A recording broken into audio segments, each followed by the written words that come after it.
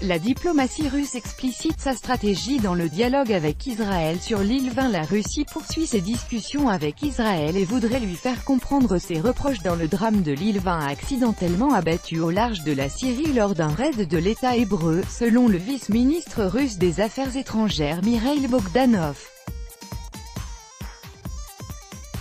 Moscou n'a pas gelé ses contacts avec Israël après l'incident tragique qui a conduit à la destruction de l'île 20 et à la mort de son équipage, et voudrait lui faire entendre du mieux possible ses arguments, a déclaré le vice-ministre russe des Affaires étrangères Mikhail Bogdanov. Nous sommes intéressés d'éclairer la situation NDLR, y compris avec nos partenaires israéliens de façon à leur faire comprendre toute la justesse de nos reproches. Et ces contacts se poursuivent, a-t-il indiqué.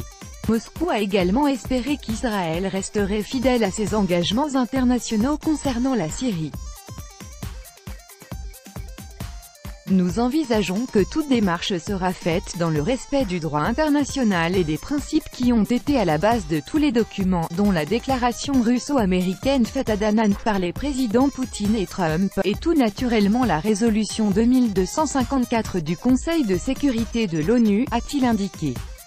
Le 17 septembre, la défense anti-aérienne syrienne a ciblé par erreur un île 20 avec 15 militaires à son bord.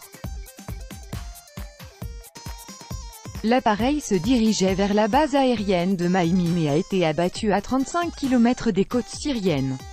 La disparition de l'avion a coïncidé avec un raid israélien contre la Syrie.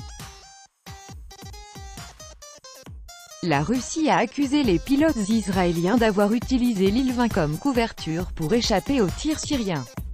D'après le ministère, les avions israéliens ont délibérément créé une situation dangereuse pour les navires de surface et les aéronefs dans la région. Rejetant ces accusations, l'État hébreu a toutefois exprimé ses regrets et s'est déclaré prêt à fournir à Moscou toutes les informations nécessaires à l'enquête. La Russie s'est de son côté engagée à livrer en Syrie des batteries antimissiles S-300, expliquant protéger ainsi ses militaires.